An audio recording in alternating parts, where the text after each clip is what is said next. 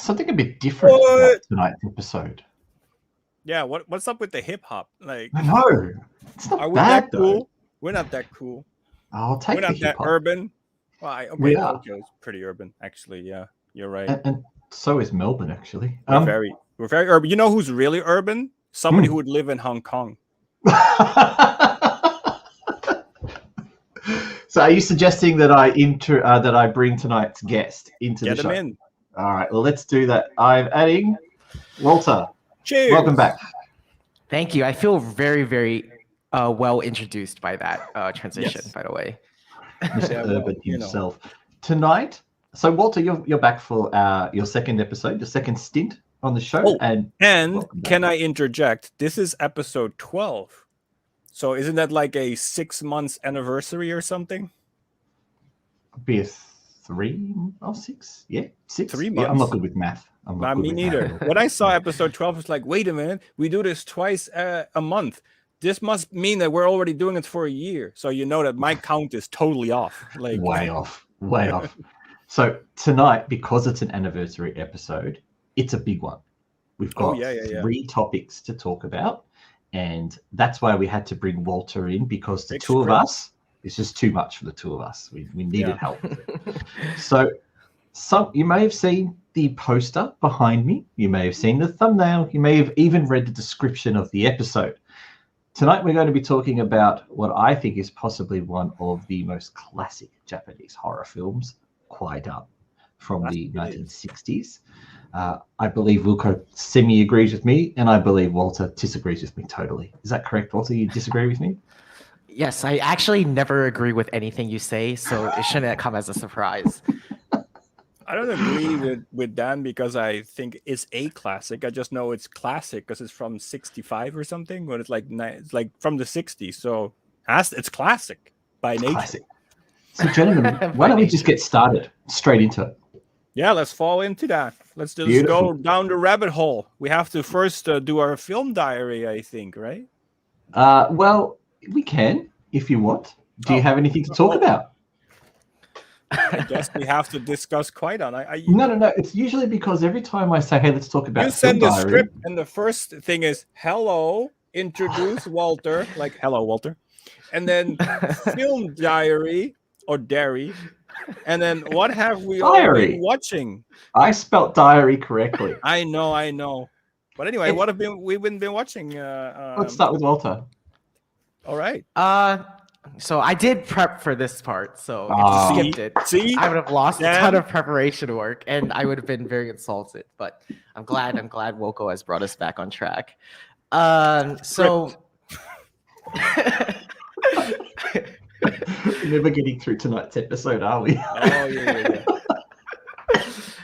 yeah.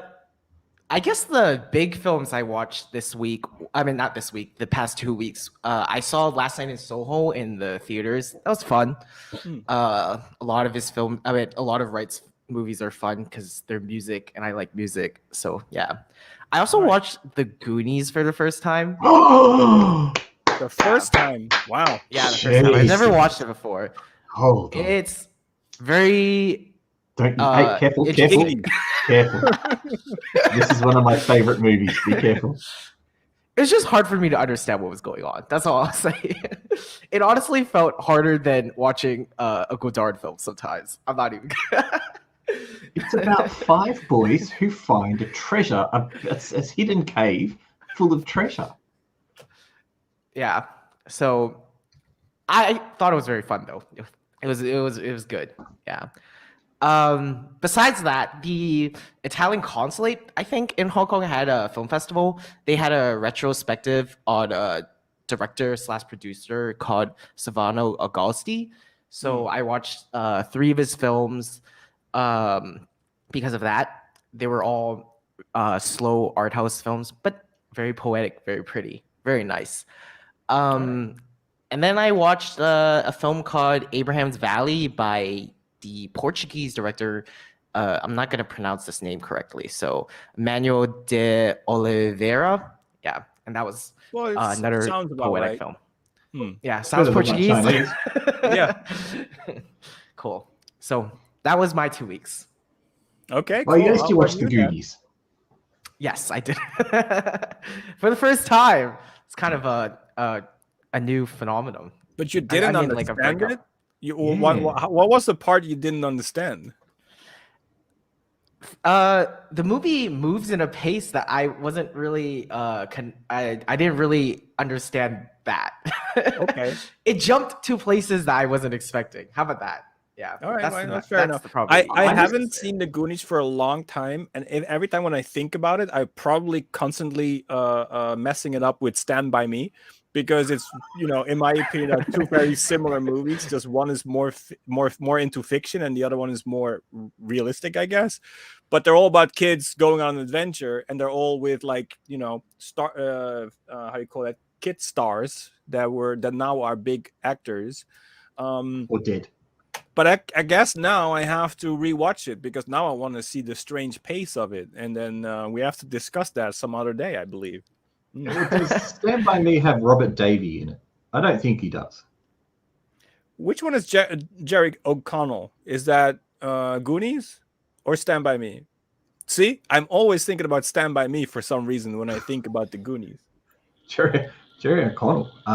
Yeah, and unfortunately, even though I just watched it, they were all kids, so I wouldn't have been able to recognize their faces, anyways, to their adult faces. What's his name? Son, from the movie about the killing of the people. That's every movie. I know. GTA. From Old Boy, the remake of Old Boy, the American version. Broden. Yeah, he's in it. Josh Brolin. Jerry O'Connell is in Stand By Me, because it's the first result I get with Jerry O'Connell, because he was the fat kid in Stand By Me. See, every time when I think about the Goonies, automatically I think about Stand By Me. So I think I have to watch the Goonies, because I think probably I don't remember it as well as I think I do. What did you watch during the week? Normally, I be very lame and be like, I've been working on a project. But this time, actually, I did watch some movies. It's time to catch up a bit. For starters, I watched Escape Room 2. And I thought the first Escape Room was actually pretty good. And then the second one is pretty shit. Then, I don't know. I just thought it wasn't as impactful as the first one. I thought it was very disappointing, and the ending really left me unsatisfied. I saw the last James Bond movie, No Time to Die, and for the people who saw it knows why I say last. Then I say Bros Before Hoes, which is a Dutch movie, which will go straight over your guys' heads, but that's a Dutch comedy, which is I'm Dutch, so it's like good for my roots, and it's super vulgar. It offends everyone, so I had a good time. I watched Halloween Kills. Yeah, I thought it was time to do. And what can I say about that? I'm not going to say anything about that. The only thing I'm going to say about that is I think, and I am not sure, it could be just a theory on my side, but I think they're going in the route that they're gonna make Michael Myers the son of Loomis. That's wow, that would be a spin. Yeah, that's what I'm thinking. That's what, to me, the movie kind of tries to do, because at one point there are two iconic shots, and they're both with Loomis and with him. And when he takes his mask off, he looks kind of like Loomis. So I'm thinking that maybe they're going into the route of going there, but I'm like, that's a long time ago, and sure, the fans will enjoy it, but I think no one knows who Loomis is at this point. So I can't be a Halloween fan and not know who Loomis is. I know, you have to be a real Halloween fan in order to appreciate that. Don't worry, Walter. It's as confusing as the Goonies is. Just don't worry about it. But that's what I'm thinking. That's what I'm thinking, that maybe they want to go in that direction, because that's kind of what I thought they were setting up. And of course, again, people don't understand Michael Myers, and this movie also doesn't understand Michael Myers. So, that's the last thing I'm going to say about that. And then I saw a movie I'm not going to say anything about, but I think this should be a episode. Maybe in the future we have to put this on the list, which is Prisoners of the Ghostland. Oh, okay. And I will say nothing else, but I think we have to talk about it in its own episode. All right. Yeah. Can we talk about other fact there are actors in there that I know, which is fun. The actress that is in my next project is in that movie as well. Not the lead, but the one under the makeup. And she has a glorious kill shot in that movie. So she basically that's what she has. She has a shot where she gets shot, which is. Can we talk about other Sono movies, or does it just have to be about that?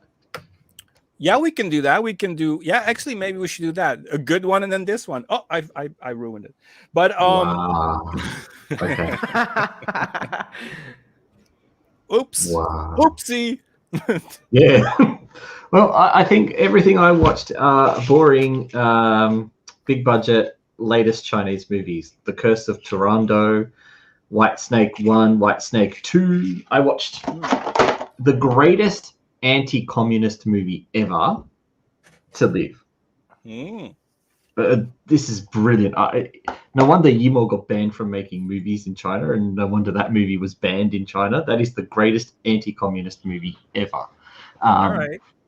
You hate communism, Dan? The movie shows you why it's bad.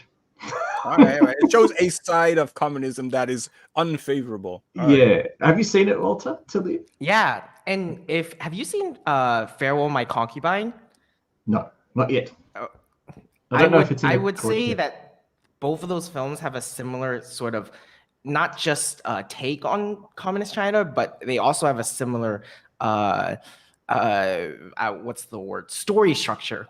Yeah. Oh, cool. They both go through like a couple periods of Chinese time during that period. And one is obviously about growing up in a family of shadow puppets, and something else, but that's To Live, right? Fuck, that shadow puppet thing went right over my head and I didn't even get that. My God. Thank you, Walter. All right, so let's go into the opening course of tonight's episode, which is the discussion movie of Kwaidan. Kwaidan. Yeah, so I'm going to go around the table first. I'll start with you, Wilco. Oh, well, for starters, Kwaidan is based on a book written by Lafcadio Hearn, which is like a Marco Polo of Japan. There's a man, a foreigner, who went to Japan, lived there his entire life, and basically wrote books about the culture, what he experienced, and about the stories he heard. And Kwaidan is based on 4 of those stories. After I did a quick research, the first 3 movies are based on actually his book, Kwaidan, which is about Japanese horror stories. But the other one, the last one, which is comedic, is also ironically not based on one of his horror stories, but from the book Koto, which is more about normal everyday life. So I don't know why that story was in there, but maybe it was just a little side rant about writing as a writer. But maybe what happened in that episode was his personal wish, just like blah blah blah, have no ending, whatever. Let's just publish it, and then be stuck in a pot. But anyway, so that's why I wanted to start with. What did I think? Oh, I really hope you guys would start. But I can go to Walter first then, if you want. Oh yeah, please. Okay. I want to have a little bit of a heads up first, just what you guys think. And you want to sip your cola too. Yeah, I mean, fermented I don't know. Fermented grapes. Yeah, I don't know if I have so much to say about Kwaidan, because I feel like a lot of people have talked about it, especially since it is a classic film, right? But I watched it when I was a lot younger, and so I rewatched it basically this week, and I remember liking it a lot when I was younger, and then growing up, I had less of a good memory of it. But then I watched it and then remembered why I loved it so much. Does that make sense? Oh, really? Wow. So you actually love it? Yeah. I actually really enjoyed it. It was very nice, refreshing. It was fun to watch. It still had a lot of the sort of, it was very pretty, and I kind of forgot about that. It had a lot of what I like about ghost stories and ghost, the concept of ghosts, what ghosts are, why we're so obsessed with them. And it really still had that type of element in it. I just completely forgot in a way from watching it when I first saw it. Yeah. I think when I first saw it, I didn't actually see that many ghost films, so I just kind of thought, oh, all ghost films are this well detailed, well planned, but they're not. And Kwaidan is pretty unique. Four stories in one, and they're all basically, you can love all of them. It's very hard to nitpick which one is like the worst or rank them. They all kind of fit together in a really. Which short story is way. Our favorite and why? Oh, shit, you have to choose one. I'm sorry. Yeah, I know it's gonna be a hard question when we get to that part of the script. Oh shit! All right, I guess I can pick it up from this point. All right, well, because I didn't know how to talk about it. All right, well, if we talk about in that, I personally don't like anthologies to watch like short stories within a movie. But then I'm talking about those anthologies with 10 minutes, 15 minutes. This felt like 4 small movies. That was a little different. I must totally agree that it's beautiful, it's pretty, it's well shot. It's very reminiscent of movies from that era, like the Yokai War, the originals from the 70s. It kind of has that element in as well. The only thing that I would say, beside, of course, it's interesting, it's beautiful, it's classic, it's you have to see it in order for, to educate yourself on cinema. Besides that, because it's from the 60s and based on a book from the 1800s, I believe, maybe beginning of 1900s, the stories are a little stale. I personally think, as in, and that's maybe because I knew about them. I know these stories. So when I see the movie, it's like, it plays out exactly how I expect, because I know these stories, because they're very classic Japanese ghost stories. In the meantime, I mean, we're like 50 years later. So in that case, I was less surprised by it. Like, oh, like for like the third story, Huichi the Earless, I was like, let's get to it. When can we see him fully tattooed and with all the signs, the marks on him? But I must say that scene where he is playing in front of the ghosts, let's say, the fallen warriors in the graveyard, and that was haunting. That I must say, that filmmaking wise, that this movie is very haunting without being haunting, if you understand what I mean. It doesn't have the scares, it doesn't have the ghosts, it doesn't have the gore, it doesn't have the normal tropes you will expect nowadays, like a Conjuring film or something, which also doesn't have gore. But what I mean is that the movies are very haunting, and I think it reminisces me of like the first Yokai War movie, which is also very haunting if you watch it. And in that way, I must say it is definitely worth to watch. Definitely. Stories wise, I think it taught me one thing. And that's the last thing I want to say about it before I move on to what Dan thinks about it, before I take up too much time, is that because these stories are well known, it really shows what a director can do with a story that is known. For instance, the first story just ends with, he finds out what he finds out. I don't know. This is a spoiler show, right? So he finds out the woman is dead. Mm-hmm. And then he gets attacked by the hare. Personally, I thought I want to see more of that. And it kind of ended too abruptly. I was like, oh, we're getting into the Chinese ghost story territory. Show me an hour, a half hour of this guy fighting this hare.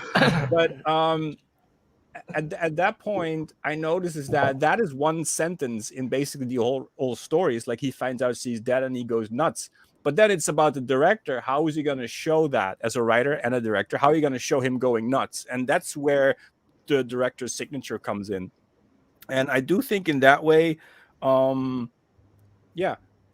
it does show that a good director can give the look, can give the content its value. And I do think that way, this movie is very much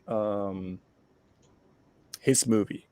And now I'm actually looking forward to see more. Although the last of the 4 episodes was weirdly comedic and experimental, and all of a sudden he started playing with the camera, and we had Dutch angles and turning stuff, and it was also more like a comedy, which was pretty amusing. So 100% worth to watch. Definitely go watch it. It's not boring. For a movie from the 60s, it's surprisingly not boring. You can, for a movie that's 3 hours, it's not boring yeah, either. and for a movie from the 60s, and that's 3 hours, it's surprisingly not boring. I do think it helps to have the 4 separate stories in that case, but they all look good. It's well executed. It's just one little thing that I didn't when I saw it, I was like, wait a minute, did they have that in the 60s? At one point, there's one shot, and maybe it's just optical of this kite. It's not a kite, but it's something that like kind of when he is drinking his tea, which is a very funny scene, by the way. So this is in the 4th story, yeah? Yeah, the 4th story, when he wants to drink the tea, there's this one shot of a kite type thing, which to me had like blue lines around it, which I thought, wow, is that the first case of blue screen that we ever saw in the cinema? And I am not sure if I saw that right. Maybe it was an optical thing that it was a, and you would think, why would they do that? But that's what I thought. And maybe I have to research that, because maybe that could be one of the. No, I don't think they had that in the 60s. No, that came maybe in the 80s that started, right? Well, I wouldn't have thought so. I would have thought it started a bit earlier than that. You thought about it earlier than that? I would think so. Yeah. Oh, damn. I have to research that now, because that's what I thought I saw. But it's a really insignificant little shot why they used it for, which is pretty funny. But anyway, so yes, it's good, little still, but definitely still worth the watch. So I'm a little bit opposite to you, because I didn't know the stories. So all 4 of them were fresh and original to me. And the reason that I watched this in the first place is because you and I did that episode of the Chinese movie Bunshin Saba Hoichi the Earless, and we were wondering, what the hell does Hoichi the Earless have to do with this movie? So then I went off and watched this to find out. Wait, could you explain a little bit of that? I might have missed it. Okay. So it was a Chinese horror movie that Wilco and I watched about Sadako versus the Pen Fairy versus the Kumantong. And in order to promote it, they called the movie Hoichi the Earless. But it has nothing to do with Hoichi. No. Anything at all. Not at all. So I actually just watched that episode separately a few months ago. And now I thought it is a good idea to revisit the whole story. So Hoichi is definitely the headline act of the film. So the 3rd short story in it, it's the longest story in there. It's a good hour long, whereas the last episode's only 30 minutes and the other 2 are about 45 each. I think with the first episode, I picked the ending pretty quickly, what was going to happen. It still was a great surprise that it happened. Like, I wasn't upset that I picked the ending. The second one, I was a bit upset with the ending because I thought she tricked him. I thought the wife tricked the husband into that.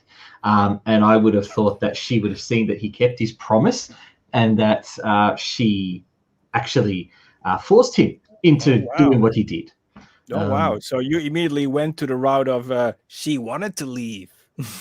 Well, no, I just thought her reasons for leaving didn't make sense. Like, he kept the promise, as she said. They had been married for clearly 10 or 15 years, because they did have 3 children at that time. So they've been married for a long time. Surely there's a bit of husband and wife trust that's built up. No, he didn't keep the promise, because the promise was never tell to anyone. But he didn't tell anyone until that night.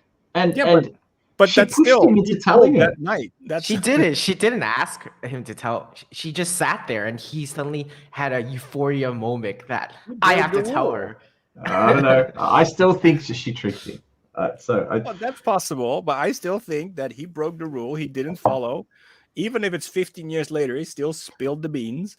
And on also, the the other episode got me because it had boobies in it. But she, with that lighting, showing herself how she looked, maybe could be like, I'm so bored here. I want to get out. I need a reason. And now I'm going to disagree with you on Hoichi the Earless. I think the build-up of that is terrific. Right. And God damn it, I wanted to eat watermelon when I saw them eating the watermelon. It looks so delicious. And in fact, all the food that they cooked in the Hoichi the Earless episode looked delicious. The last episode, I thought, was, like you said, the most experimental, with a lot of great optical effects, a lot of those kind of quick cuts, a lot of the transition work, and, of course, the camera angles. The camera angles were amazing for the 60s. So I just thought that was very creative that they were Even able that to one break camera the rules. that followed him when he was taking the cup that basically went like a whole half circle.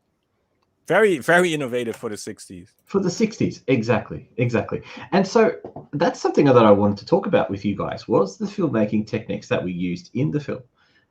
So clearly the whole thing was done on a sound set, and that's obvious during the second episode, where you can see the painted eyes in the background, and it's obvious that it's all very close. And as you mentioned to me before we started, the hollow sound of some of the sound effects were clearly showing that there was the base underneath of where they were standing wasn't as solid as what it would be. It sounds very realistic too. But but it is in that way the sounds you do hear when you would walk in a place like that, a real one. So it is not like it doesn't show the soundstage element of it. It just shows that everything's made of wood. Because if you would really walk around in one of those houses, that's the sound the floor would make. What I found incredible was the use of light to emulate sun and shadow, but also to introduce characters. Now, in the very last episode, the way that the director uses spotlights to introduce I can't remember the invisible assassin's name now, but the way that he uses the spotlights was fantastic. Now, there is a bit towards the end of that particular short episode where they're having to flick lights on and off very quickly, and that does get a bit jarring in the picture, but otherwise I was enamored by the way that he was able to use lighting in that film. The biggest example of that is actually with the second story, where he finds out who she is, that she's the Snow Woman, and then you see the entire interior turn from the golden normal time to all of a sudden her world where everything is blue. And it's just very, very simple, not simple, but it's a lighting technique. It's you clearly saw the light go down, and at one point there was a little bit of light still on his back, and that faded out at the end. And then it was a on-set practical effect. It was literally done with lighting on the spot, because in the 60s filmmaking is relatively young, so it is still a lot of theater. And this one is a good example of that. That it's still a lot of borderline theater shots basically in there. But also, and this is the positive thing about that, is that they also use old school theater lighting techniques, which you would use in a theater, let's say. And then nowadays we don't do that in film at all anymore, because but it's super effective and it works very well. Because technically nowadays, to do that scene from that one color to the other color, they would make it like multiple takes and compositing, and we do one in daylight and one at night, and we shoot it like with a motion controlled camera, so we can make the fade in the post. While in the 60s they were like, no, we just changed the light. What do you think, Walter, of the filmmaking techniques? Because certainly that movie's about more than just its story. It's about how it influenced J-horror. So I won't be able to really get down to the technicalities of the filmmaking, but I will say one of my favorite things about Kwaidan is the focus on bodies in the film, and that has to do with the camera, the lighting, as you guys mentioned, and maybe the fourth story a little less. But if you think back to the first story with the hair, the second story, her blue lips would besides the lighting that made everything look blue whenever it became her world, the camera liked to focus on her lips. That was always really cool. And then of course, Hoichi, when his ears exist, or when he's getting drawn with the text, the camera is very focused on his legs, what's getting drawn on. And personally for me, I just think it's a cool thing to see in a horror film, because while body horror is like a real thing and exists for sure, there is something like a little refreshing to see something more personal, more like, no, our bodies have a grotesquity to it. Is that a word? Grotesquity to it that I think today's horror movies don't always explore as much, because we're getting more like scared of the future. We're getting more scared of science. We're getting more scared of that stuff. So it was nice. First episode, the teeth of the princess, or whatever that woman was. Totally black. Yeah. So but that was a beauty standard back in the day. So you know. Yeah, the eyebrows, the elite class's eyebrows. That's also one of my favorite stuff. Yeah, that's what I mean. Like, Kwaidan kind of is like a film that really cares about making human each body part of the human is very, very focused on throughout the whole film, and it's just very cool to like experience that part of horror. And it has a little bit to do with what you said, like there's no jump scares, there's no normative scary moments, so instead it's these awkward body types that you have to see, that you're focused in on, that you don't normally have to like pay attention to, because usually when people are talking, you want to see their face talking to someone else. You want to understand them as a person. When it gets into like, oh, you're only looking at the leg, or you're only looking at her lips, it's you lose that sort of personality almost, and these characters become weird and grotesque. As I said, they kind of become dolls in their own way. And it's very haunting. It's like the atmosphere is it's like all atmosphere. Yes. It really pulls you in. And I must agree with Dan that, and also what Walter said, is like, it's really beautiful. It's like almost a painting. And this is what I noticed when the movie just started. I did see the value of this movie in a way that this is what people buy tickets for. You go sit in this chair for 3 hours. Although I do think in the 60s, a 3-hour movie, you could still do that. I mean, you know, now it's like very rare. But can you imagine in the 60s, like, oh yeah, here's the movie. Sit down. It's 3 hours, and there's an intermission in between. But still, really, in the 60s, there were 3-hour movies, and people would go there. Awesome. But what I heard. Oh, sorry. I don't mean to continue. just interrupt. What you heard? Well, what I've heard is, so we all know Bollywood films are like 5 hours long, and I've heard from someone who talked about them that like the reason why they're so long and why some of the older movies are that long too is because back in the day, not every house had a television and not every house had air conditioning, right? Yeah. So a great thing to do was just go to the movies, sit there for 5 hours, and you'd kill a whole day. So in many ways, theaters would even. Oh no! I was thinking. No, I'm not thinking about the convenience of the air conditioning and the wasting your day. But I was thinking about it was the 60s, and they don't have TV, so this is not made for TV. This was 100% made for theater. So it was supposed to go like if you buy it, and it's not that the director was like, let's split it up in 2 movies because we have 4 episodes. Let's make double the money. No, they released it as 1 3-hour movie, and then people were like, yeah, sure. Let's do that. Let's sit down for 3 hours. And Koichi's long enough to be its own movie. Excuse me? Koichi's long enough to be its own movie. Yeah, exactly. This would be for V cinema because they're all hour long. Yeah. Sorry, Walter?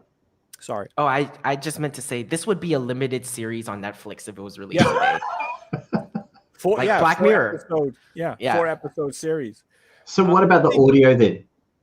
The audio plays a very, very big part of this film. In that, it's almost not there. Yeah. What do you guys think? Before we go to the music, I do want to finish what I said, because what I say is that you buy, you spend money to buy a ticket, and why this is so precious is because the filmmaker really took time to give you like a moving painting with all the beautiful locations, and he really made a show. So you sit there, and it's your money's worth. And that is 100% true. Besides that, I can complain about the stale story just because I read it multiple times researching Japanese stories. So that's just my problem. But as a film on its own, it's beautiful and it's a moving picture and it's worth its money. Besides that, the music. I read on Wikipedia that guy spent 6 months with the composer to make that music. So, it's great. It's crazy. It's crazy music. It's very, I think for its time, probably experimental as well. Well, Karen hated the music in the Ghost of the Snow Queen episode. She couldn't be in the room. It was driving her nuts. So yeah, absolutely. In a good way. No, she really hated it. She was asking me to turn it off, and I'm thinking, there's the only damn sound in this movie. There's no ambient sound effects. There's only very little dialogue. Yeah. All right. So, gentlemen, before we move on, I know Walter says that it's impossible to say which short story is a favorite, but I'd like to think that we had a favorite story within the four of them. And if anyone's watching the stream and you've seen Kwaidan, if you could drop us a message with which one of the 4 episodes was your favorite, I'd love to hear about it. But I'm going to start with you, Wilco. What was your favorite of the 4 stories and why? All right. Well, I kind of know the stories, but for me, it's different. These type of movies, I enjoy them, but I also look at them with the goggle of how can I use them? Like, how can I, which one inspires me to make something myself? And in that case, I have to say that although I really like the story of the Snow Woman, I like to make a sequel to the Snow Woman where she basically, I think that ending is precious, that she tells him, take care of the kids or I'll come back to kill you. That's like a comedy on its own. Can you imagine him trying to discipline these kids and then they break everything and he wants to hit them? He's like, oh. And then you see like the storm coming and like, no, it's fine, honey. But no, I have to choose the first story because in a way, although I knew it and although it was something that I already, of course, I know most of these stories already, but seeing it reminded me of a way I could maybe make another version of it, more focusing on like how the woman was waiting for him all those years to the point of death. And to me, has a potential to make a very romantic horror movie, let's say. Maybe not horror movie, but more like it kind of has this Hachiko thing. I know if you heard that story about that dog, Hachiko, it even has a statue in Tokyo, in Shibuya. Basically, that dog waited for its owner to come back for 8 years. So it was just sitting there day after day, going at the same time to the station just to wait for his owner, and the owner never came back. And the dog did that every day, even died right there. And it even got the statue, famous story. And that's kind of what I see this woman doing before the guy come back. Just wait day after day after day until she just dies. And then when he comes back, she gets this one last moment together, and that's it. But at least for her, it's closure. For him, it's a fucking horror story. But it's like, and that to me gives me, that gave me inspiration to maybe make more, to tell that side of the story. I don't know if I ever will, but that's why I choose the first one. Beautiful, beautiful. And a great explanation too. Thank you. Walter? Yeah, as I said, it's incredibly hard for me to pick one. I would probably go with The Woman of the Snow. Probably. I mean, but this is like really probably. But I think for me, The Woman of the Snow has like my favorite set designs. It has my favorite sort of lighting focus and all that stuff. I am slightly more attracted to a woman in random Japanese rural nature than the sort of nice little buildings of. Finding a lot about. Yeah, so it's hard to say though. Like, yeah, but. Well, Wilco, do you remember last time Walter would have put the woman naked in the bathtub when making the movie? Remember? So that's true. That's true. But now we know that bathtub is in nature. That's the outside. Yeah. Well, to stop Walter from getting more embarrassed, I think the obvious answer for me is Hoichi the Earless. I love the whole self-contained element of it, but I don't know. It was great. Everything about that, from the mystery to how Hoichi didn't want to say anything, to the monks, to how they kind of followed him, to the kind of fiery tennis balls that were floating around the set. Yeah. I mean, I don't know what the hell they were, but they just looked like floating tennis balls. The way that the set moves from being lively to just being decayed, and how each person slowly dies on the set as Hoichi's telling the story. Like, there's an attention to detail there that I just didn't expect to come from 60s filmmaking. I didn't expect it at all.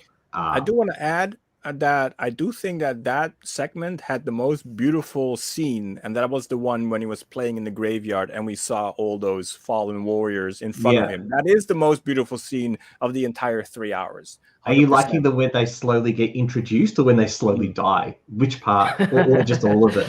I think the whole thing when he's playing, because so much happens while he's playing. Like basically, there's so much transitions within there that I think that one is just the most interesting, the most haunting, and the most beautiful in my opinion. And besides that, I give another point to your movie, although I still choose the first one for my reason, and that is that when his ears got ripped off, that was horrible. I felt for this guy. I was like, "Oh, that's horrible." But for some reason, it was a long scene. Horror in the entire movie. Long scene. That was terrible. I felt for the guy. I was like, "That's," and then he's like, "I'm gonna keep playing." I'm like, "Dude." Again, another bit I liked about Hoichi was it had a prologue. It had a prologue too. It actually did set the whole scene up. It had the war. It showed the war. It showed the ladies jumping into the water to commit seppuku. So it felt like the most self-contained of them. And I think the director knew that, which was why he gave it the prime spot in the film. And of course, the last story was just a dessert. And I thought it was clever how they tell you right at the start, the story has no ending. And it's really left up for interpretation. Fabulous. Yeah. And I must also say that the scenes of him getting all the little, kanji written on him, that looked like a lot of work. That looked like, oh my God, that takes so long. So the 3 points that just said, I must say that is very special about that episode. But again, I choose the first one for personal reasons. And Walter chooses Snow Woman. All right, before we move on to the main course, essentially, of tonight, which is a discussion about J-horror. I believe Wilco has something. I'm sorry, I'm going to take the floor, and because, sponsor talk, and it is Tokyo Bay Films time, and we have a new Blu-ray out. So I would like to have a little blurb right here, and would say that, boom, focus, come on. Anyway, so... CultureSHOCK Japan presents a Tokyo Bay Films production of a film by Masaya Kato, Ouija Japan. Karen is an American housewife living in Japan who desperately wants to fit in with her Japanese community until peer pressure forces her to play the Kokori-san, the Japanese Ouija, with the other housewife. She unwittingly disrespects a local deity who sets up Karen and the housewife to fight each other. In a deadly game of Battle Royale. Out now on Blu-ray, as you can see. Get it on Walmart, Best Buy, Amazon, or Barnes & Noble, and find the links in the link tree in the description, because it's kill or be killed. Let the hunt begin. Ouija Japan. But speaking of Blu-rays, let's not forget about this one, because we also, of course, still have Tokyo Homestay Massacre. And I'm not going to talk about it. I'm not going to give it a blurb. I'm just going to let the reviewer speak. Like My Bloody Reviews, who said, scores points simply for being so over the top, guaranteed to put a big smile on your face. Or The World Film Geek, who says, blends the like of classics such as Texas Chainsaw Massacre with the eccentrics of Japanese cinema. If you're in for some crazy cinema, then you have to see this film. And Gruesome Magazine says, one of the most bizarre genre moments, once seen, it will never be forgotten. So why don't you never forget Tokyo Homestay Massacre? Back to you, Dan. This review's legit. What did you? I know. I even got two more, and I just thought that was a good place to stop, because I could have continued. Because did you know that Horror Screams Video Vault? Actually, because I made a mistake. I wrote something wrong, and that's why I stopped earlier. But he said in the Horror Screams Video Vault says, this must be the craziest film I've seen all year. Fans of Hostel and underground indie horror will love this nasty offering. I like that. We produce movies, and what did they call it? Nasty. You're 4 decades too late, my friend. It's going to be called Nasty. Anyway, back to you, Dan.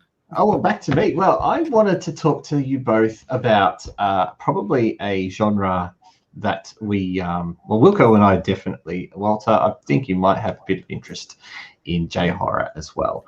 But I'm curious about the thoughts from the both of you about what's happened to J-horror, where it's gone. How did it lose its luster? But the first question I do want to ask you both, and I'm going to start with Walter. Do you remember what the first J-horror film was that you watched? I think I mentioned this before, where I said my family wasn't really a big horror family. So my first J-horror might actually have been Kwaidan. Nice. Okay. Yeah. Wow. At least you watched a really good one. I thought about it for a while, and I was trying to think, and I think my first access to J-horror was through this sort of art house craze I had, and Kwaidan was one of the top art house Japanese films. So I think it was. So there are like a few films that maybe came earlier that I watched, but I'm not sure, like Onibaba or Kuroneko. But it's one of those. Like it's not the normal path of getting into J-horror. That's what I will say. It was like one of the so-called critically acclaimed J-horror films, and then I started watching more of the cult status J-horror films. Yes, this is the perfect guest, Dan. Great. Kwaidan was his first J-horror movie. It's almost like I set that up. Yeah, I know. I actually didn't realize that when you gave me the script. And then I was thinking about it, and I was like, "Well, that's a little awkward, but okay." Can you hide the script, please? And who prints the script out? Is this the 90s? Get a second monitor. I got notes on here, right? Do we remember the first movie we watched? Yes, I do. Oh, well, what was it? Come on. All right. Well, this is the thing. J-horror is just, of course, Japanese horror. And this is also a later question you have about how do we define J-horror? And I want to look at that for a second first, because now the normality is the Ringu, the Ju-on, Dark Water. That's what we think is the J-horror, the long-haired, ghost girl type of thing. But the first horror movies that I saw from Japan was from my cult video store. It was Guts of a Virgin, Naked Blood, and Evil Death Trap. Those things that last time when we looked at the hidden gems, when I use the R word, read those very colorful synopsises, let's say. But those are the ones that I saw first. And then your question also is J-horror gore and splatter? I guess not. And those movies belong at the splatter genre. Which I named earlier. So yeah, J-horror wise, if I forget about all the splatter movies I saw first from Japan, probably The Ring is still the real first one that I watched from what they call nowadays J-horror. Let's say the modern J-horror with the Ju-ons and the Dark Waters. So yes, I would say that The Ring is still the first one I watched from that. And then the only reason I did is because it became hip and the American remake came out. That made me want to watch the original, because I at that point was so stuck in the splatter that I didn't really go for the mainstream stuff, which was what it was at the time. It was more like a mainstream movie within Japan. So yeah, I'm with you. The first movie I'm pretty sure I saw was The Ring, and The Ring was to you and I what Parasite is to the modern generation. Everyone went nuts over Parasite, and all of a sudden Korean movies are the big thing, and we got to watch Korean movies and Squid Game and blah blah bullshit, right? But like the Matrix. But for us 20 years ago, it was The Ring, and that was a big thing. And we didn't have the internet. Well, we had the internet, but we didn't have this kind of hype machine that we had now. So to hear about The Ring, it was a genuine bit of hype. I also believe the local television station here in Australia probably played the film as well. So we would have got an extra bit of exposure to that. So The Ring was definitely, and then I remember not too long after was Ju-on.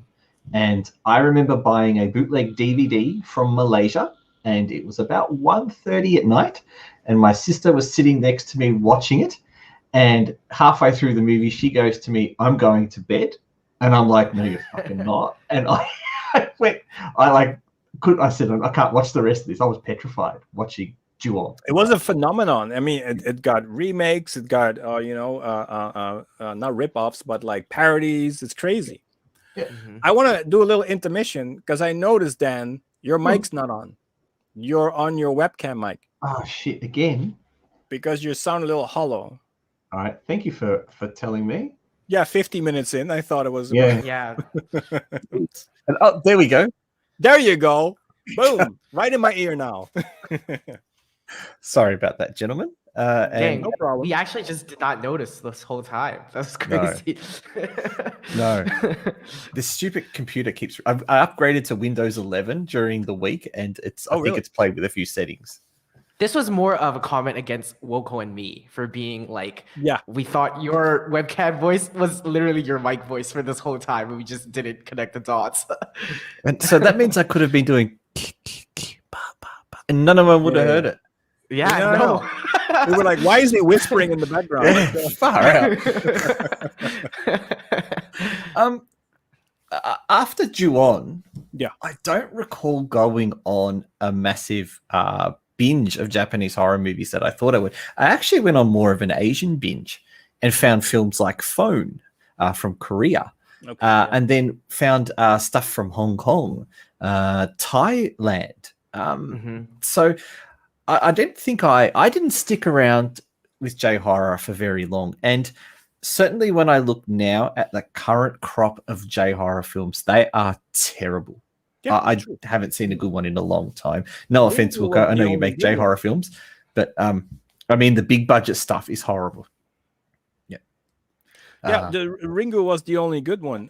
And of course, Dark Water, but it's the same director. So basically, if we're really honest, what started this whole J-horror thing was just basically people liking one director's work because he did most of them. So basically, you could say it's more like a era of him. He took over the world, let's say, because he made a certain type of film that people really connected with.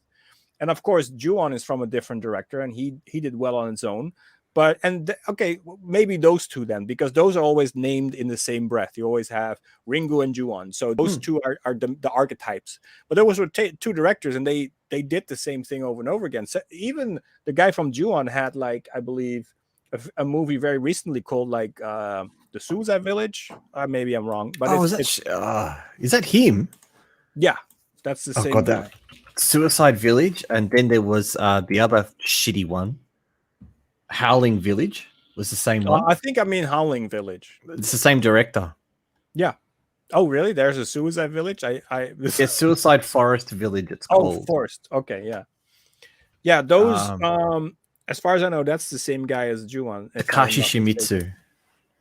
Yeah, he was also the judge of the Yubari Film Festival when Homestay Tokyo Homestay Massacre was in there, and we didn't win, so I hate him. No, it's like he made us not win. No, but the thing is, one little known fact, and this is because I am in the industry and I work with similar different type of people. Normally in Japan, these type of movies, like we saw the Kwaidan, that was what people thought were horror movies. Movies like The Ring, Ringu, and Ju-on were kind of inspired at one point by a different type of movie that came out at like around the 90s, 80s, 90s. And actually, we worked with the father of J-horror with Tokyo Bay Films, and that is Ishii Terayoshi. And Ishii Terayoshi made a movie back in the 90s, which was more kind of like a found footage type movie where everything was done from the perspective of a film crew going to a haunted place. At one point, it was all about this point of view of trying to survive, and even to the absurdity point where the ghost even took a camera and started following people. So that is pretty funny. That's clever. It is on paper and in books. You can read it in like cinema theory books that he and his movie back in the 90s inspired directors who did Ju-on and Ringu. So he calls himself the father of J-horror, and he is being called that way with that label in like theory books that talk about cinema and Japanese J-horror and stuff. Japanese J-horror, you know what I mean? Japanese horror or J-horror. And so he's very proud of that. That's funny. Nakata gets thrown around as the father of horror, and Norio Tsurata as well. Dude. Like, well, that's the thing. He is the dude. He is the guy who made the J-horror, but he got inspired by Ishii Terayoshi, and it is written in interviews, and it's written about in theory books. So in that way, maybe he's not the father of J-horror, but he's the grandfather of J-horror. So he's the one who basically inspired the fathers. He's J-horror's grandpa, let's say. And but anyway, we worked with this guy, and it was a horrible experience. So next question. Well, I'd like to talk about, or at least explore, other films in the J-horror genre that people don't talk about. So there is like stuff from the early 2000s, Spiral, and Forbidden Siren, which is based on the PlayStation 2 game. These are like J-horror films that I really enjoy. But Spiral is in the Ring universe. Yes. No, sorry. The one I'm thinking of is Uzumaki, not Spiral, which is based on the manga thing. Like the manga. It's based on the manga. Yeah. Okay. So my apologies there, Wilco. But then we had this kind of movement in the 90s to make a lot of high school horror movies. And I don't like any of them. You don't like Eco Azarak? Okay, Echo Azarak I do like. Yes, sorry. And look, a lot of I pronounced that wrong apparently, but yes, because I remember in the movie they say Echo. And most of the Tommy movies are good. Most of the Tommy movies are good. But Tomie. Is that how you say it? Tomie. Yeah. I didn't think it would be called Tommy. Not Tommy. Yeah, like a piano, right?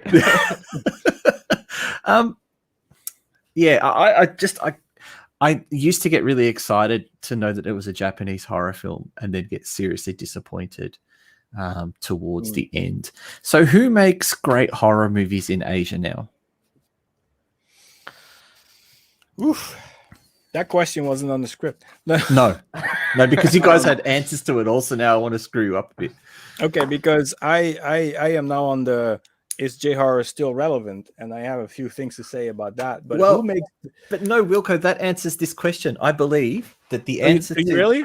Yeah. Okay. Well, in that case, I have to say no one. Yeah, the Koreans are doing a good job, but horror movies, no, they all go into Lust of the Dead is the last a popular thing that came out of Japan, because let's be honest, horror movies they go in the same J-horror route, and then they just are made like the Howling Village, and then they disappear again, and or it's all splatter, which is cheaply made on the market, and just as only you can view them here, and if they're lucky they get international distribution. But what is the last time you saw a big horror movie coming out from over here? I think Thailand has more success with horror movies in the international market at this moment.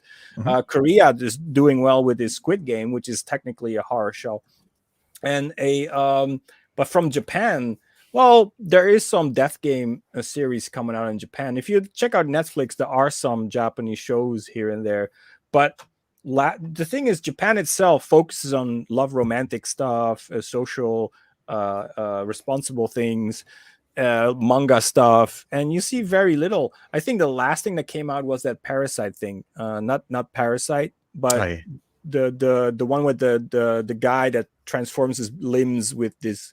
I forgot the name of it. It's Parasite with a Y. Yeah, probably. Yeah, it was still Parasite. At least I got the name right. But so to be honest, if I have to think about new horror movies coming out at this point, besides the one we make, I have no idea who is the new top dog. I think it's the same guys who try to do the same thing. I know the guy from Ringu is still working hard. He's now having a Netflix show, and he does movies with Netflix, so he's doing a good job. Actually, I have a good little scoop there. I don't know if it's a scoop, but I learned this somewhere, that the director of Ringu is actually working on making a show or a movie, I think, for Netflix about Kwaidan. Let's have a look. Hideo Nakata. Yeah, so he's working on maybe not Kwaidan, but he's working on a Lafcadio Hearn book film version, and I think it's Kwaidan. So yeah, and he's working on horror projects for Netflix at this moment. So I think he's still going strong in his own right. But if you would say, there's a lot of low budget stuff, like One Cut of the Dead, to be honest, is new guys. There is this little movie I found, which I haven't seen yet, but looks very promising, and it seems to be interesting, but nobody talks about it, and which is Vampire Clay, which is, I'm really, really curious about that movie. Vampire Clay? Yeah, it's a movie that came out probably a little while ago. It seems pretty unique. I have it. I just haven't watched it yet. I'm looking forward to that. But to be honest, bigger names, everything is manga nowadays. And then even if it's a horror, because it's a manga, it's already tainted being a manga. So you're not gonna, it's gonna be like already bound with its own restrictions. And I know that in Japan the restrictions are very high. Did you know, by the way, that in Japan decapitations are illegal? So you cannot have them in your movie, you cannot have them in your TV show. Back in the day, they had no problem with that, with guts of aversion, naked blood, and all that stuff. But because around one point you have all these kids experimenting and cutting each other's heads off, all of a sudden we cannot have our decapitations in our fiction anymore. So let's get this right. No, it hurts you too, because it's removed from Resident Evil. Decapitation and just limb removal are removed from the censored versions in Japan of Resident Evil. So we lose decapitations in Japan, we lose ghosts and anything kind of cool in China. Yeah. So where are we supposed to go for a good horror movie now? And this is actually a little bridge I'm making. I didn't know that, but I'm doing that. The thing is that where does J-horror go? What did it do? And I think that J-horror itself, as how we know it, Ringu Ju-on dead. Yeah. In my opinion. Yeah. But I do think that J-horror did something. And this is my personal point of view. I think that J-horror directly, because J-horror was all about atmosphere. And the number one complaint about American horror movies was, it has no atmosphere. And then all of a sudden the Conjuring movies come out. All of a sudden the Paranormal Activity movies come out. The Blumhouse has a rise. But I think that is kind of inspired by Ringu and Ju-on. Those movies probably inspired a whole new slew of American, actually scary ghost movies that are more based on atmosphere than they are on anything else. Because before that, America was all about the hustle and the gore and the craziness. Maybe I'm having my timeline a little wrong, but you know where I'm going at. But the point being is that the American movies, and I'm not talking about that there were no good atmospheric American movies, but in mainstream, they were all based on shock. And slashes. I guess the J-horror, mostly slashes. Yeah. So I guess when Ringu came along, it was different because it was atmosphere. And it showed you that it could be scary without having all the gore and the craziness. And I think that indirectly, even if it's indirectly, inspired all those new modern ghost movies from Blumhouse, the Conjuring universe, and stuff like that.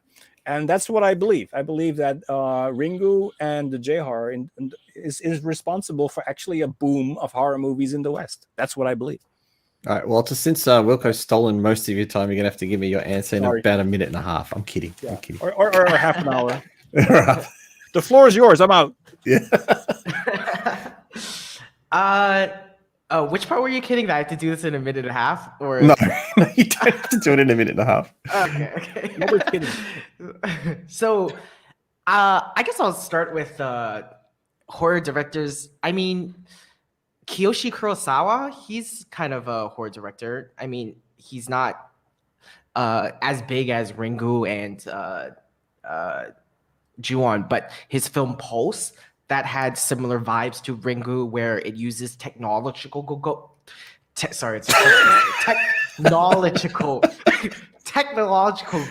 Yes. Someone's been drinking that fermented grapes, and it's not you, Wilco. Wait, So, yeah. what did Kurosawa also direct? See, what he directed something recently that I watched. To the Ends of the Earth was very recent. It was a monster film. He directed the Chainsaw Girl one. Oh, really? Bloody Chainsaw Girl. Really? I'm sure he him? directed that. I'm But pretty that's sure. a splatter. That doesn't count as J-horror. It's a Oh splatter. yeah, shit. Okay, sorry. Because if it was splatter, I could name Nishimura and Noboru. So we're That's not true. naming those. But we're not naming naming the them. J-horror ones. Yeah, but he doesn't make ghost films all the time. He makes some serial killer films, and he's a very thriller-based director. But his ghost films pop out sometimes there, and they're always fun. Sion Sono is still fun. So these two directors, I would say, are, even though they're not horror directors, if someone's trying to get into J-horror today, it's still recommended sometimes. Those two directors. Exy hair extensions is great. Yeah. Yeah. Oh, yeah. That was a good one. That's an older one. Yeah. That's a good What one. I wanted to say about the horror or the ghost stuff, Joe, is that I think I mean, and this is my theory, so I mean, feel free to be like, this is just not right at all. But I think when, like, there are some societies in the world where getting frightened by ghosts from the past is not as scary anymore.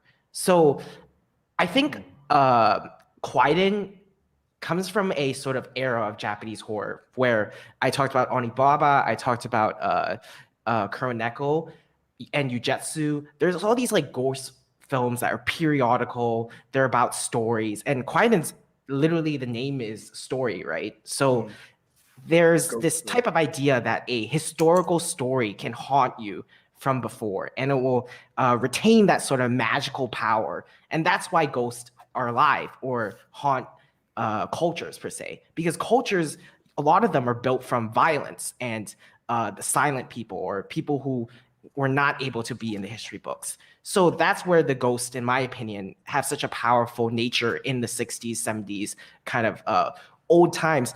Today, we're less and less haunted by the past, and we're more haunted by the future. We're worried about global warming. We're worried about robots getting smarter than us. We're worried about politics or stuff like that. So ghost stories from specific type of cultures, I won't say every culture is at that point or wants to be at that point, but I think Japan belongs in that specific culture where your ghost movie, if you want to continue making ghost movies that are actually scary, you can't make ghosts that are scary because of some type of story from the past. You have to make a ghost story that's scary about the future. And that's why Ringu was so interesting, right? It was about television. And that's why, for me, it's harder and harder to make ghost movies for specific cultures. Like, when you think about the American ghost movies that you're talking about, those ghosts don't really come from this sort of like past type of ghosts that come. There, a lot of them are very present ghosts. I go to a haunted house. The haunted house might have like a small story, but they're not the same as like this sort of historical haunting that cultures have to like deal with when they have that ghost story. And in my opinion, that's an explanation why some countries, their ghost stories seem to just have disappeared a little bit more. Yeah. And some cities are good at adapting, like Hong Kong. A lot of their ghost movies are about you turn the corner into your elevator and there's a ghost. That's a very different type of ghost too. So yeah, that's a very city-based ghost. So then can I then confirm one thing with you then, that I think the best modern horror movie that I've seen is Detention from Taiwan. And Detention is very clearly an anti-China movie. It is. It makes no secret about what the film is about. It's very much a film that might be set 40 years ago, but is very much in the now. It's about the big evil China trying to take over Taiwan. So much so that China banned the film. You cannot even research it on anything over in China. It just comes up as a complete blank. There's an example, I think, where a modern setting has influenced a horror movie, and it's a good horror movie. Detention was well critically received, and even audience received it quite highly. And it's a great film. If you haven't seen it, Wilco, I'd seriously suggest you watch Detention. Yeah. Right. Yeah. I mean, and it's a funny film because it seems to be about it seems to be the opposite. Like, it's about a group of people who are reading books about communism who are getting found out by the nationalists. So it's about this whole kind of terror period of Taiwanese history. But the actual story over the top is about being invaded, about having this repressive this repressive organism kind of invading your space, which is very much how Taiwan sees China. So that's why I loved the movie Detention and what it stood for. And hence, like Walter says, it doesn't have a ghost from the 1600s or 1500s. It's not based on that classic the ghost tale stories in China. I forget the name of that famous author. It's not a folk tale. It's modern and it's kind of scary. I think it's interesting what Walter talked about is that movies like Kwaidan are all talking about, it's like the vampire thing. It's an agent thing, and you have to constantly beware what you do, or else you will meet that ghost. You know, and then the modern movies are more about, oh, this girl drowned in that bathtub is pissed. That's, you know, it's the new version of it's more. It's not really scary, is it? Short-term grudges and resentments and things like that, and it's not like also the stories in Kwaidan, or like these old stories that I think Walter's talking about, is more like they're always there. So they're basically unexplained. Sure, they have their origin, but they're always there. It's more like our modern version of Don't Walk in the Park at Midnight. You know, we know why it is, but in the ghost story version would be because, you know, the trees will get you. You know, it's like if you wear the wrong thing.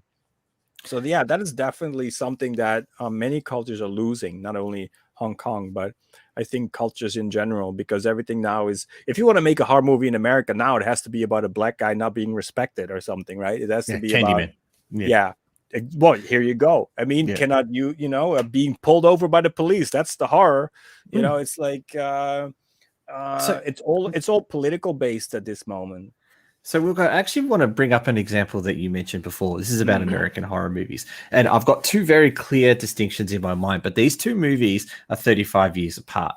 So in the early 80s, we got a movie called Poltergeist. Yeah. Right? A fabulous movie about a family living in a house under an Indian burial ground. Right? Fast forward to the early 2000s, and we got Paranormal Activity. And I, for the life of me, can't tell you why that house is haunted or why it's haunted. I don't recall any reason why that house is haunted. There's 6 movies, and at the end of it, you kind of know. That's the thing.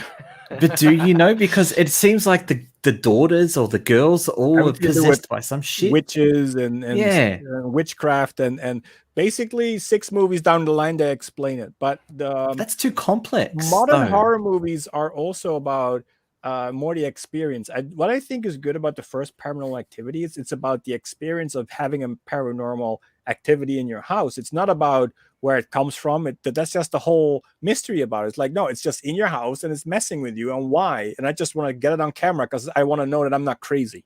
That's basically Paranormal Activity. But you described Poltergeist just then too. As a story, it's not good. But as an experience, it does what it needs to do. But what I think is even funnier, if you would have said Insidious instead of Paranormal Activity, that would be funny, because Insidious is literally Poltergeist 1-on-1 remake, basically.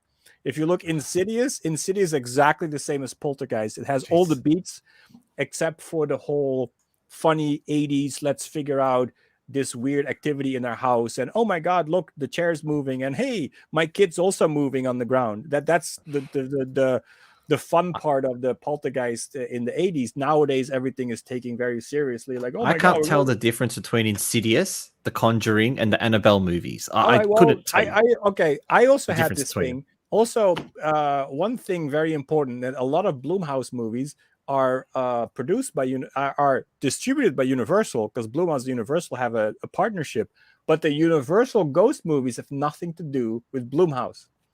So Universal have their own Conjuring universe with the Nun, Annabelle, that's all Conjuring.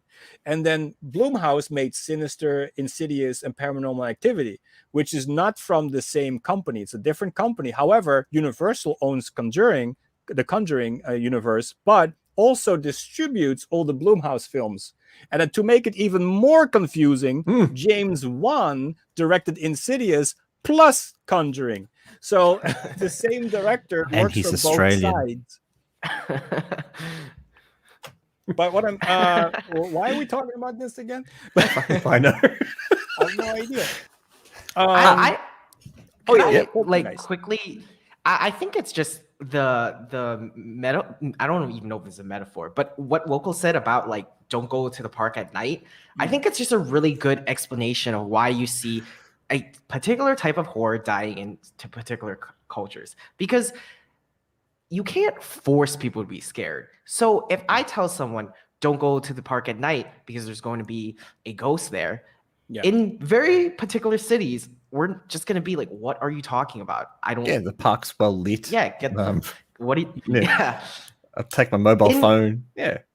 If someone was like, don't go into the park because it's a bad neighborhood, I don't know what's right or wrong, but it's a political statement and it gives that sort of anxious fear into people. Then that is why I feel that in some of the mainstream horror films that we see today do get political at times, because in some ways it is what is causing us to be scared of.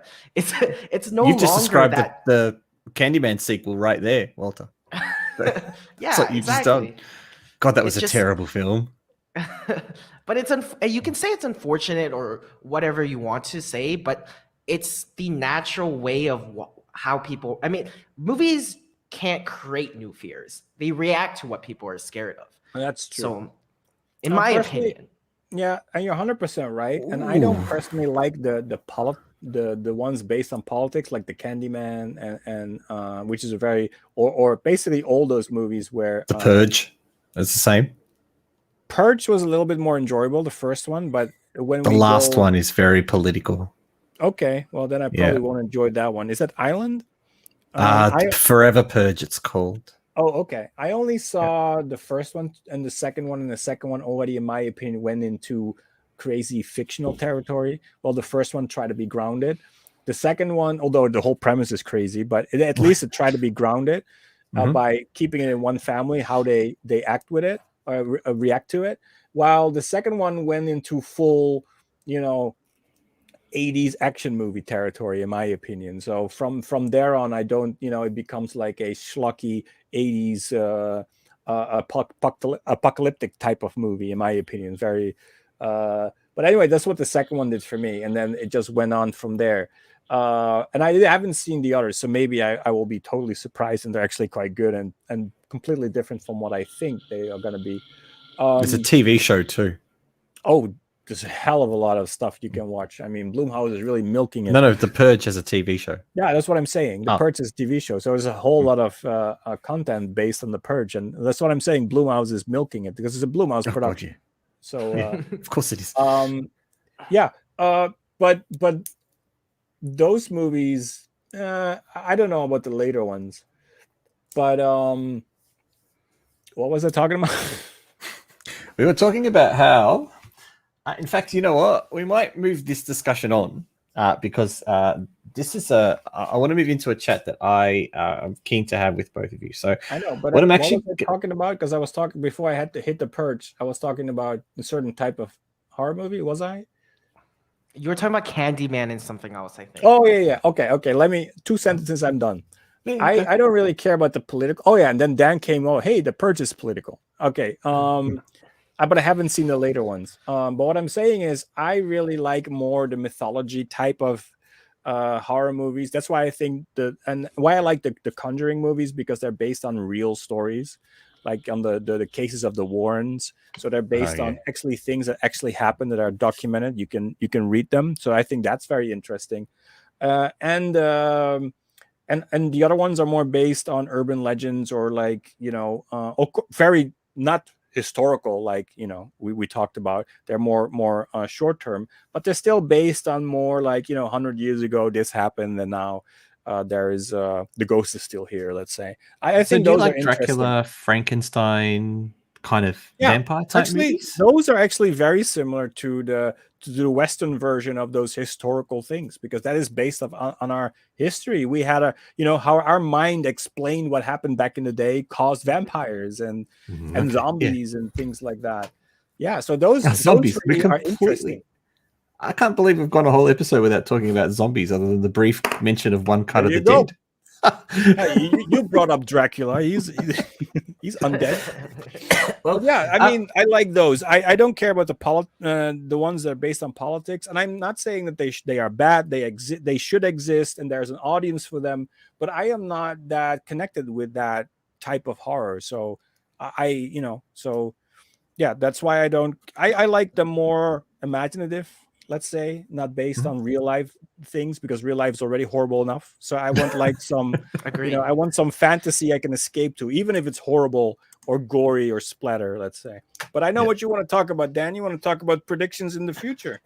Yes. So what I wanted to preface this was by saying I want to turn this into a separate video on the Asian Film Fans channel as well as part of this live stream. So hence I was keen to talk to the both of you about it. And in fact, you actually gave me a really good segue about 10 minutes ago when you mentioned something about Blumfield, which I think is really important to this bit. So the whole point of this section of predictions is I want you, all three of us, to kind of imagine what Asian cinema will be like in 10, 20, 30 years' time. What kind of themes and films we will mostly see. And the way I want to link it back to what Wilco said was that Blumhouse, who have been around, they've been around for a little while now. Yeah. But they seem to have taken the inspiration from those kind of late 90s J-horror films. So we would have seen that there's a good 5 to 10 year gap before they started making a lot of films. And we can clearly see there was an inspiration. Yeah. So, and just to give extra information, Blumhouse didn't start with making horror movies. Actually, Paranormal Activity, they by accident, Jason Blum found it. Before that, if you look at their library, they made comedies. So he just tried to make movies first. Accidentally found on this $15,000 property that actually made people jump, and he thought, you know what, I'll release it, I'll produce it, and that was his. And then from there on, he was like, I see the money, and then he started making horror movies like left and right. So, well, fair enough. Well, that's actually just reading the market really well then. Yeah. So you should ask him, not me. Now, for this particular segment, I just want you to get an idea from both of you what you think you'll see. So for me personally, there are a couple things that I thought we might see in about 20 years time, 30 years time. Firstly, I think we're going to see the rise of the anti-China movie. So currently right now, what we're getting in China is a lot of movies that paint China in a good light, that paint China, with their kind of their heroic war stories and their heroic stories that they're doing. But there is certainly something going on right now in the world that, people are getting a little bit upset at what's happening in China. So I believe in 20, 30 years' time, we're going to see a lot of movies that reference what's happening now in what they do. Another thing that I'm predicting that in about 20 years' time is we're going to see the rise of this generation of Hong Kong filmmakers who have been pushed out of Hong Kong the last 2 or 3 years, who are going to be making these classic stories about the Hong Kong when they were growing up, the Hong Kong that they knew. I think you're going to see this kind of new type of horror film come out. This is my prediction, that in about 20 years, we'll see this new type of horror film come out, and they will be from directors who were from Hong Kong, but they won't necessarily be Hong Kong movies. So there might be Canadian movies, there might be British movies, American film, possibly even Australian, maybe Japanese. So they're my two kind of controversial predictions. Talk about your future, Walter. Yeah, I am actually, Walter. My kid, actually. Yes. Or my grandchildren. It was actually be more you, but anyway, yeah. I'll be the conservative dad in the film. So I'm going to start maybe this time with you, Wilco, because I started with Walter last time. What do you see? I have. I think you're 100% right with your perception on that. That makes total sense. I do not know about the rest of Asia. I'm pretty sure COVID is going to be a influence, so we're going to see a lot of isolated type of movies in the future. We're going to see a lot of movies that explore how human relations work, because that is what they don't have right now. So they will fantasize about meeting the wrong people, or what it is to, be stuck in a house with the wrong person. That kind of stuff will probably be like a little boom at one point with the young directors. Sci-fis or comedies or romantic comedies? What type of genre would they be? Could be all type of movies, but we're talking about the horror, right? So I'm thinking not that necessarily horror. Okay. Any horror. Yeah. I am thinking that's going to be an influence at one point. We already. I don't think anything else. I don't think that political movies don't last long, and they won't. They're very timely. While I say that, some of my favorite movies are super political, and I never thought about that. Because if I think about Dirty Harry, super political. If I think about Death Wish, super political. They all reflect the current time about how they looked at crime and how the police handled the streets. Those movies are all based on that common day. So I can say like, well, politics, I don't like it, but my favorite franchises are based on very political issues. But I cannot really speak about whole of Asia. But what I do think about Japan, because we talked about a little bit about this last time, because let's look at my territory. I'm here anyway. Last time we talked about that Korea is doing very well on the international market. And that is because they want to adapt. They see where the money is, and they're okay to, like I said, to adapt, to make their movies a little bit more international and to see what the market wants instead of trying to push their own values, which Japan is 100% stuck at pushing their own values. However, this is a thing with the older guard. And to be honest, the industry at this moment is run by the older guard. They are run by the 60, 70-year-olds. Those are the ones who are making the decisions. But I already see from the young kids that they want international, because we're picking them up and we're talking to them, and we see a lot of interest from them to go to the West, to go out there, to break free from this Japanese system, let's say, in lack of a better description. But what I want to say is that when we tried that, we tried to be like, oh, we are the foreign company, and we know that people want us to take you out of Japan, to show you the West, to show you America, to show you the other side of the ocean. And they think that we can do that because we're from there. So for them, it's very easy to think, oh, you can help us get out. So that's what we're trying to do. That's why we have the homestay and the Ouija. We're trying to help. This just turned into an ad for you. No.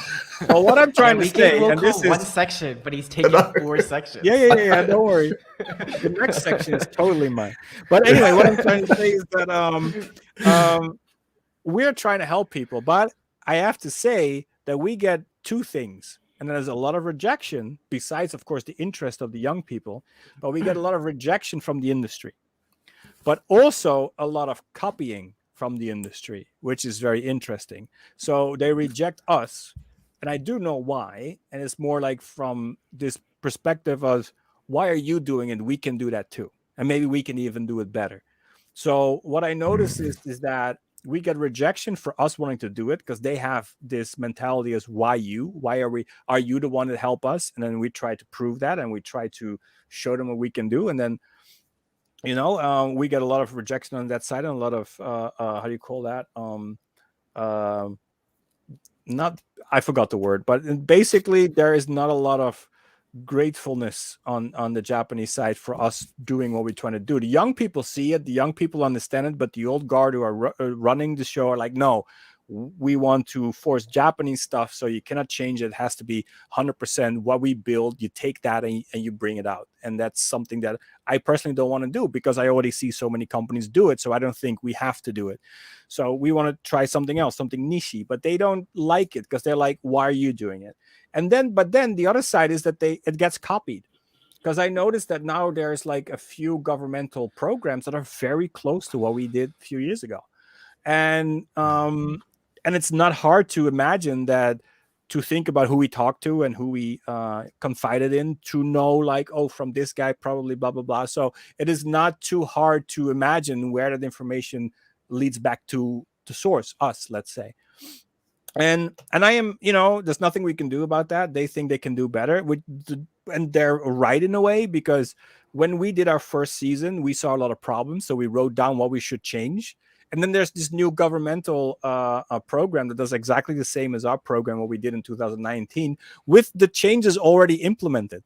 And we did, and it's pretty funny, because those are the things that we came across that should have been changed. And I think we even talked to one guy. He's like, "Oh, next time we're gonna do this and this and this," and everything had to do with an age range. in order to know who you're working with, but also how you structure the project, and and especially how you make the boundaries. And those are all things that we were a little loose in the beginning, but we learned we needed that. And then we see other programs, not just the governmental one, but other programs who are very similar to what we did, but have those boundaries in it, all those things that we discovered we have to put in, but also just other websites we talk to, or not websites, but forums and platforms, let's say, we talk to, in order for them to help us, that rejected us by saying, we don't like the idea, come with their own idea very similar to our idea. It's like, so on one hand, share the credit. Which is, well, we won't be credited because it's just inspired, let's say. But they don't want the credit. We want to help them go abroad. And I understand that they think, now, who are you guys trying to help us? But on the other hand, you also, when I come to you with, I want to make a Japanese project, they say, you're not Japanese. Why don't you help us get out? Well, that's what I'm trying to do. And then they say, well, we can do it better. So that's the only thing, a little rant here on the side. But what I'm trying to say is that we met some rejection and copying and resistance of trying to help them get out. And what I think in the future will happen is that if the older guard kind of, I don't want to say die out, but when the older guard kind of pass the torch, that these young kids that want to go out then also trust companies earlier. They see what you did and maybe are a little bit more eager to help you instead of reject you immediately by saying, like, who are you who think, but maybe more like, oh, hey, we should work together. Because that's one thing that in Japan we're missing, is this working together mentality. It's all about this mentor apprenticeship, is about you have this one leader and the rest has to follow them. And I guess then you as a company say, hey, can I help you? You have to really, the leader has to approve of you. And if they don't, then, you're just stuck on the side, and then the leader will just copy your program. All right. Take a breath, Wilco. Take a breath. Right. I believe that your stance was that you believe, your prediction is that Japanese cinema will open up a little bit more to the West. I think the younger people, that was the summary.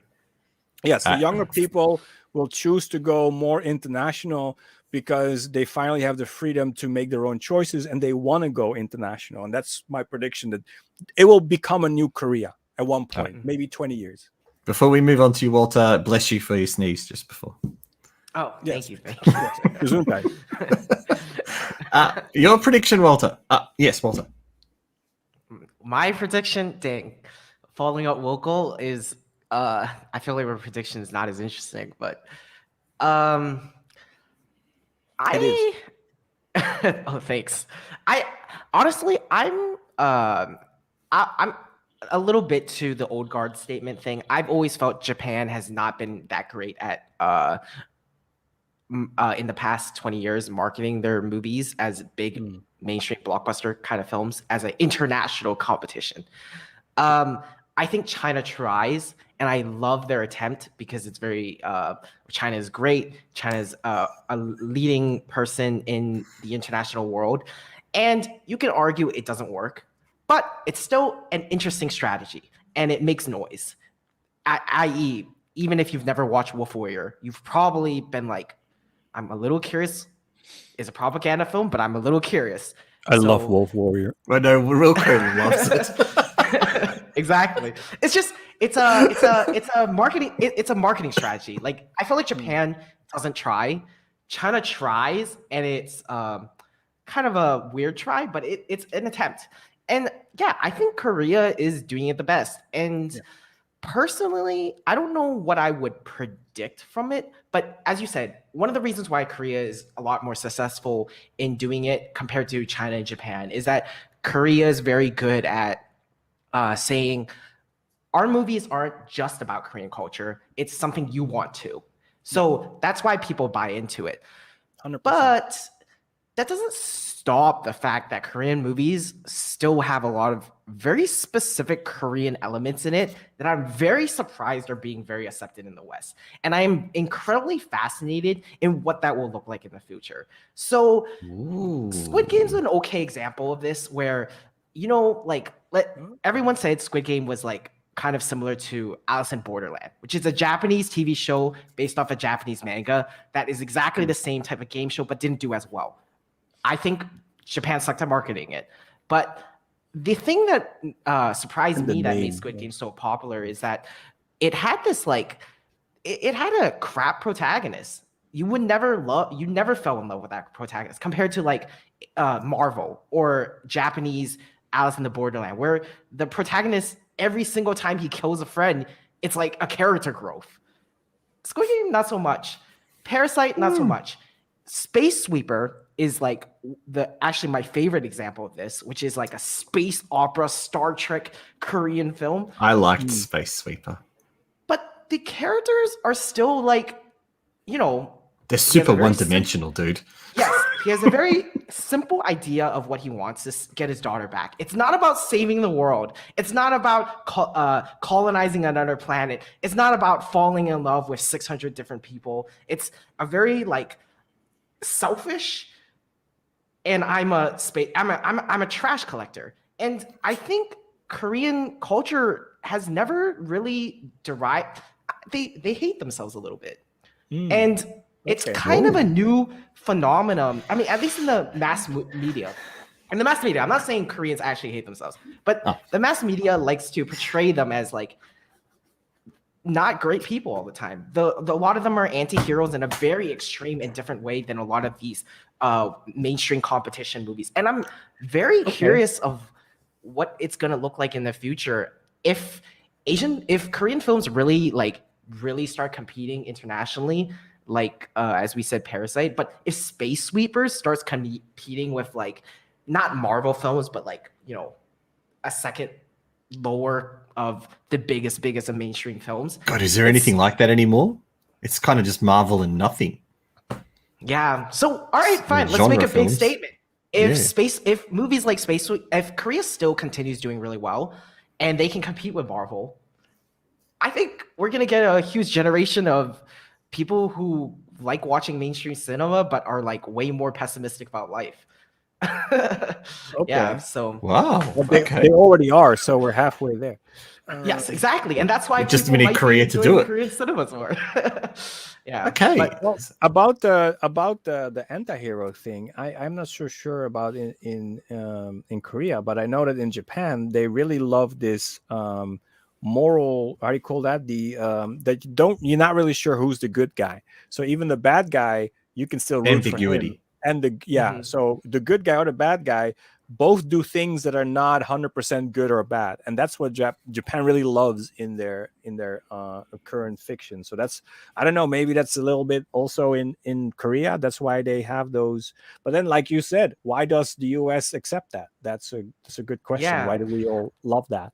So your recent example, Wilco. Character.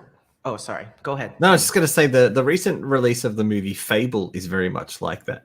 I don't know if you've seen Fable, the killer who doesn't kill.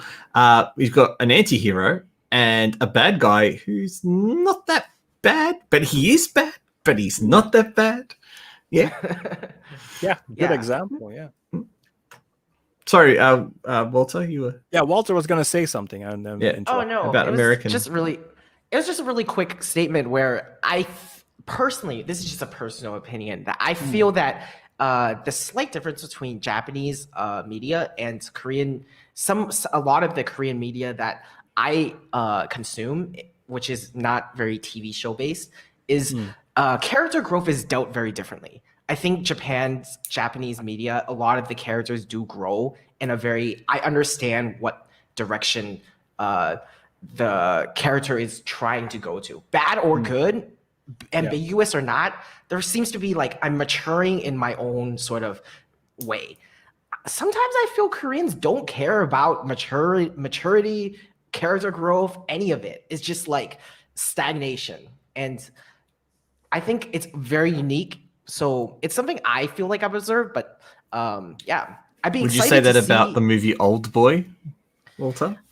Because there's a hell of a lot of character growth in that film.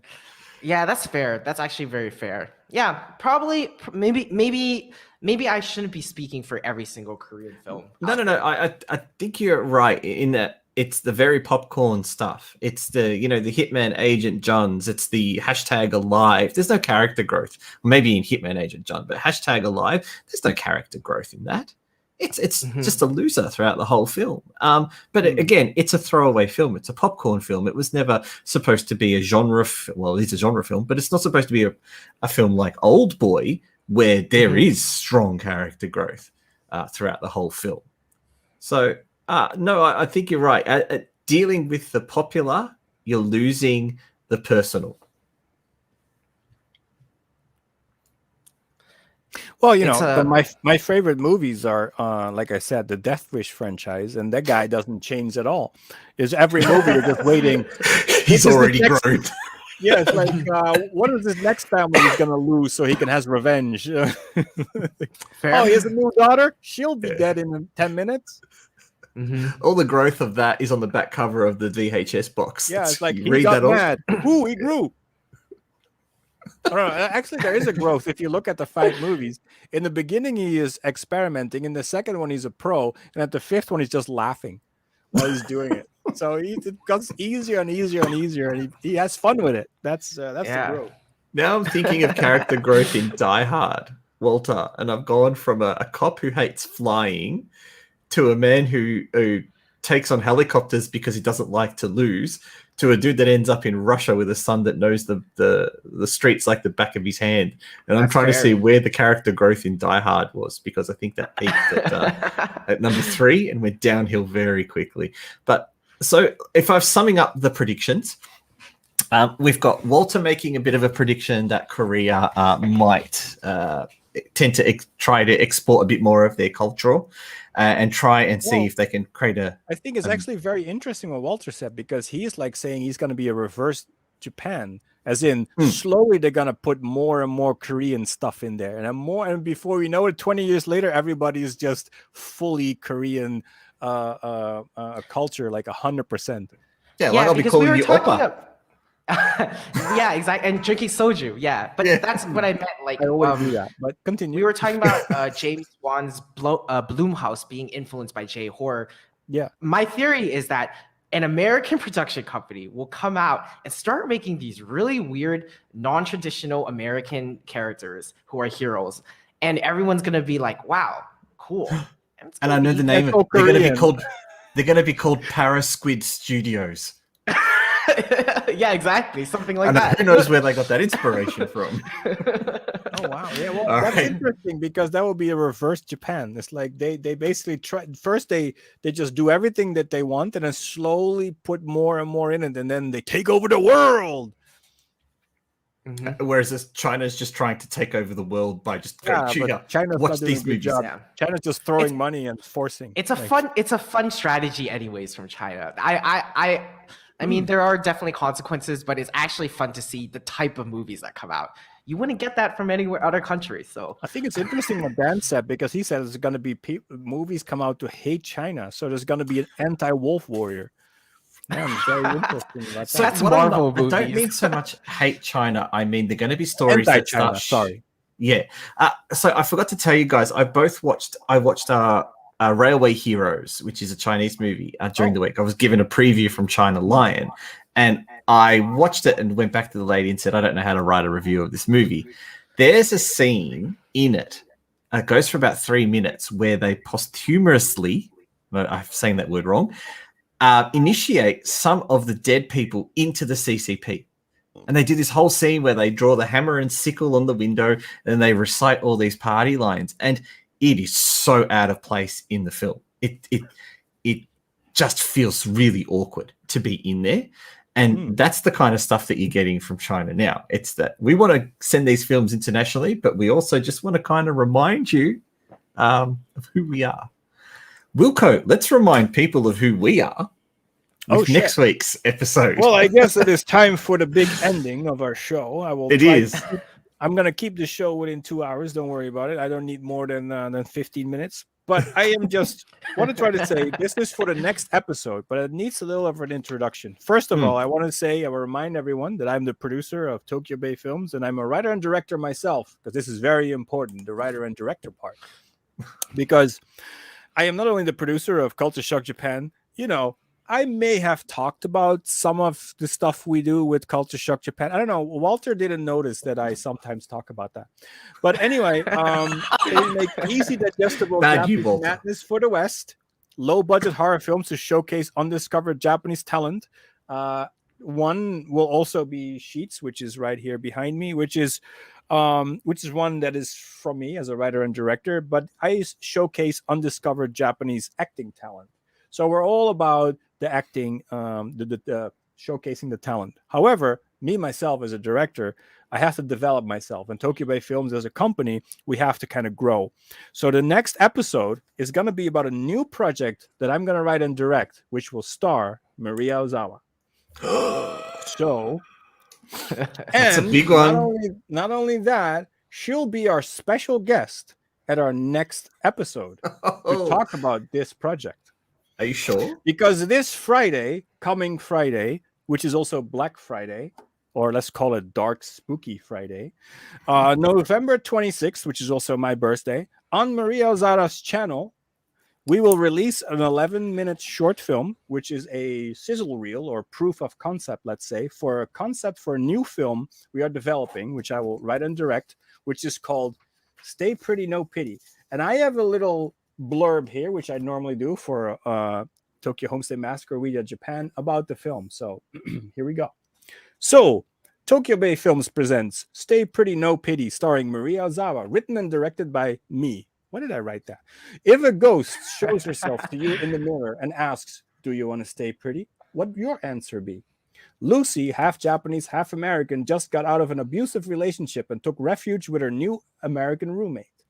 Things turn horrible fast for her when a ghost shows her seemingly random images and gives her 3 days. The clock starts ticking. She will have to solve the mystery of the visions, find the clues within them to discover what the ghost wants her to do before time runs out. She will have to fight to stay pretty, or else the ghost will have no pity.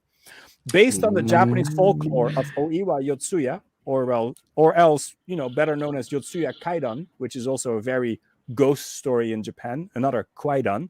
It's a true story from the Edo period. A samurai who had his wife killed because he became deformed, only to be haunted by her vision until he went insane, the samurai, and killed himself. Now, hundreds of years later, Yotsuya is back and he's out to punish more ugly characters by recruiting the pretty. So this 11-minute sizzle reel is going to be made as a promo preview demo or sizzle reel to illustrate what the final film will look, feel, and be about. And we want to ask you to help us get the full film made by giving the video a like, by watching it and sharing it with your friends. That's all you need to do. We don't want any money. We're not doing a crowdfunding. Just watch the video, like it, and share it with your friends. So stay pretty, no pity. Do you want to stay pretty? Solve the case in 3 days, or she will have no pity. So, and that is kind of my my marketing blurb. And in short, because we talked about it today, we talked about The Conjuring, we talked about J-horror. Basically, Stay Pretty, No Pity is a mix between J-horror and the Conjuring universe with a touch of European horror, because I'm a European. So, even to come a little bit more detailed, it is a mix between, it's inspired by Ringu, Conjuring 2, and especially also Curse of La Llorona, which is also in the same universe, movie universe, and Japanese horror stories like Slithmouth Woman, and of course the story of Oiwa Yotsuya. It's written and directed by me. It stars Maria Ozawa. Also, a nice little tidbit is that the camera, the cinematographer, is the cinematographer for Lust of the Dead. So he did all the Lust of the Dead movies, which is the cinematographer. Please tell me it's the tripod guy and not the shaky guy. It's the same guy, but I gave him a tripod. There is some hand cam stuff, but because I gave him a 40-kilo camera, you can notice that it's a little heavy. So we don't have a lot of hand cam material because it was just too big of a camera. The special makeup artist, he worked on the actual Sadako makeup. So he actually did the unofficial makeup for Sadako in one of the movies.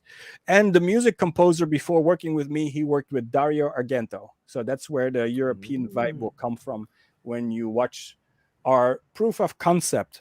So if I were ask you, please, to watch this Friday on Maria's channel, the the promo, or let's say the proof of concept, the short film.